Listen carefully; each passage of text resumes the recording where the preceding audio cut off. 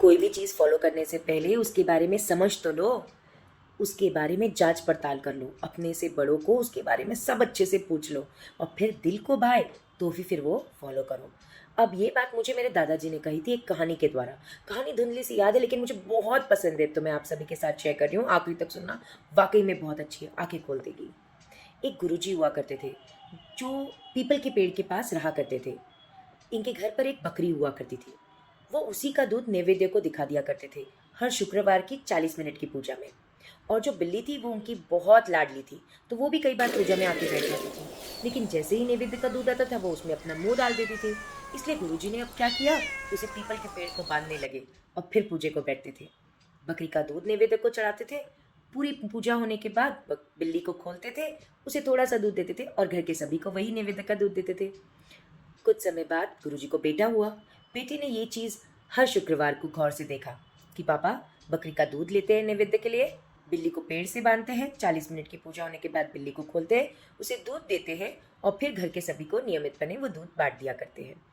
बस जब गुरुजी बूढ़े हो गए तो बेटे ने भी वही किया। कुछ समय बाद तो घर की बकरी भी नहीं रही, लेकिन नैवेद्य के लिए तो बकरी का दूध ही आता था।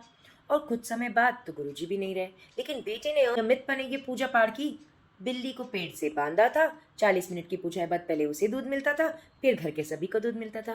यही चीज बेटे के बेटे मतलब नाती ने भी देखा था। अब जब नाती पूजे को बैठने लगा तब तक तो बिल्ली भी नहीं रही, लेकिन वो हर शुक्रवार को एक बिल्ली ढूंढ के लाता था 1 घंटे के लिए। उसे पेड़ से बांधता था, पूजा करता था, वो नैवेद्य का दूध उसे पहले देता था, फिर घर के सभी को। कुछ समय बाद तो उन्होंने घर भी बदल दिया। जब घर बदल दिया तब भी दूध आता था बकरी का। उन्होंने पेड़ ढूंढा पीपल का और उसी के पास हर शुक्रवार को पूजे को जाने लगे।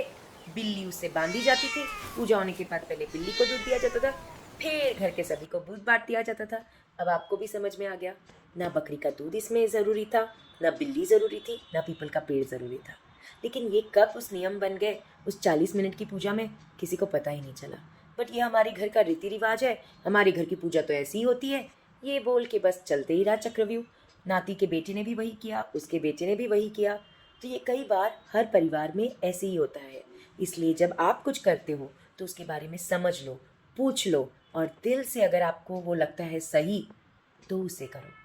ये बात मुझे मेरे दादाजी ने कही थी। कितनी खूबसूरत बात है ना।